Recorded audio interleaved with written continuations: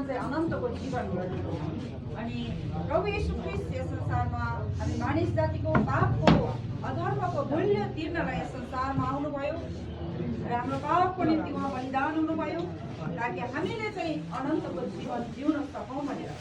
येशू ख्रीष्ट चाहिँ हाम्रो पापको साटो बलिदान भएर एउटा साधु भइदिनु भयो, एउटा फुल भइदिनु भयो ताकि ख्रीष्ट येशूमा हामी जब विश्वास गर्दछौँ अनि हामी चाहिँ उहाँको सन्तान हुन्छौँ भनिकन परमेश्वरको वचन बाइबलले भन्दछ। जो जतिले उहाँलाई ग्रहण गरे उनी चाहिँ परमेश्वरको सन्तान भए।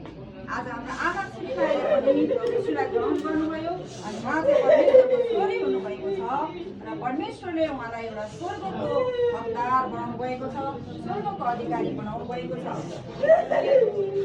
यूहन्नाको पुस्तक 3:16ले भन्दछ,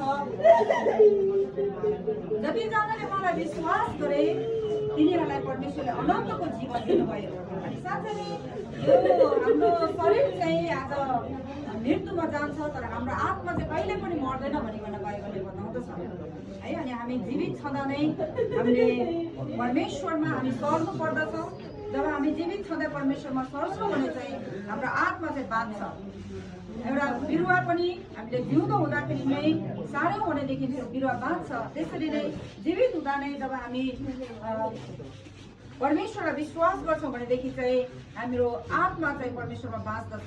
बाइबलले भन्दछ हाम्रो शरीर चाहिँ मर्दछ तर हाम्रो आत्मा चाहिँ कहिले पनि मर्दैन। अनि यो आत्मा चाहिँ कहाँ जाने भनेर निर्णय चाहिँ आज नै हामीले गर्नुपर्छ भनिकन बाइबलले भन्दछ, जिउँदो हुँदा नै।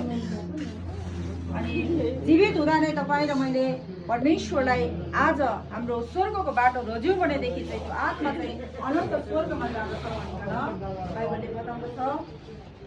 त्यसैको पुस्तकले परमेश्वरको वचनले भन्दछ, येशू ख्रीष्ट चाहिँ आज तपाईँ र मेरो पाप र अधर्मको मूल्य तिर्न मात्रै यस संसारमा आउनु भएन तर उहाँले तपाईँ र मलाई अनन्तको जीवन दिन आउनुभयो। अनि अनन्तको जीवन दिन मात्रै आउनु भएन तर सदा सर्वदा हामी चाहिँ परमेश्वरसँगै रहनको निम्ति, उहाँलाई परमेश्वरसँगै हुनको निम्ति